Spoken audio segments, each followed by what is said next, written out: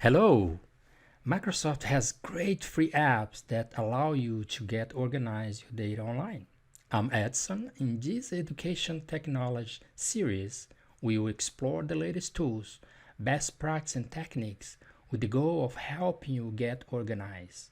I will show you how to create a free account, or if you already have one, you sign in to access the latest apps from Microsoft Office 365.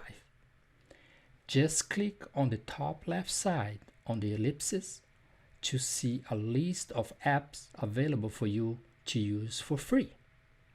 For example, you can launch the Microsoft Word and start creating Word documents. Opening OneDrive will allow you to create files, organize them into folders, and share them with other people.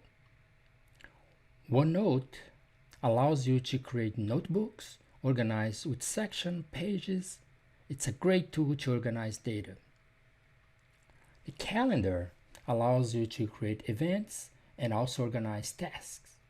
It's a great tool that you can use in different tabs to find information quickly and be more productive. Thanks for watching. See you next time.